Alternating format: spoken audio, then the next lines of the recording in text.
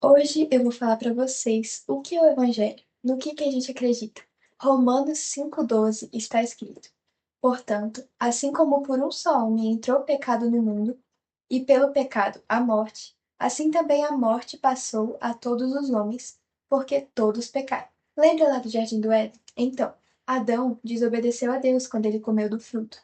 E aí, por causa dele, toda a humanidade caiu. Então, Adão caiu em pecado, toda a humanidade, consequentemente, caiu em pecado.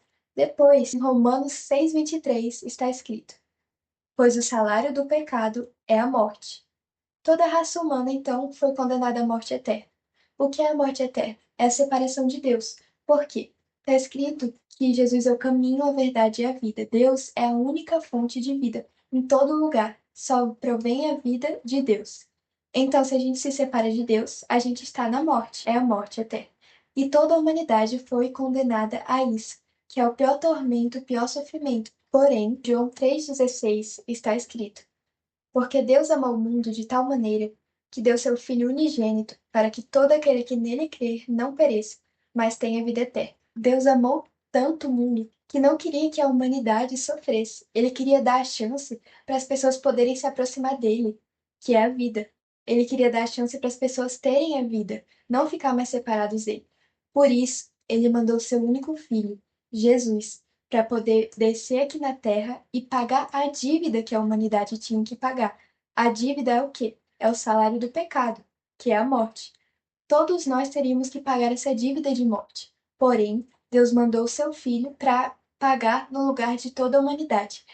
Filipenses 2,8 está escrito: Ele se humilhou, tornando-se obediente até a morte, e morte de cruz. Esse versículo fala do que Jesus fez aqui na Terra.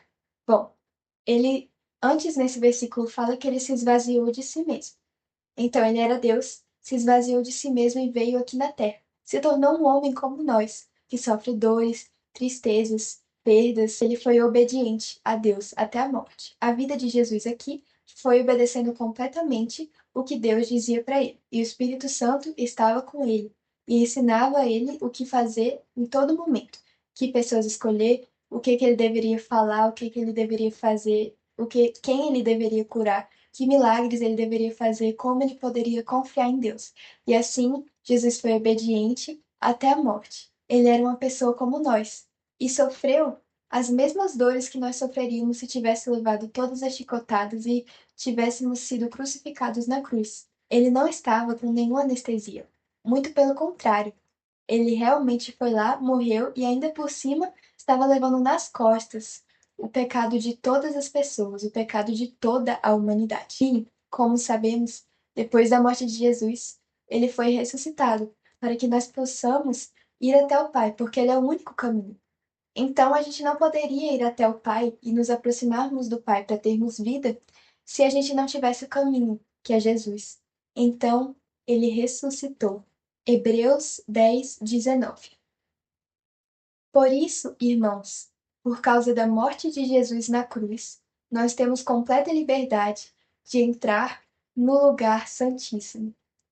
Agora, porque Jesus morreu, o véu que separava as pessoas da presença completa de Deus foi rasgado de cima a baixo.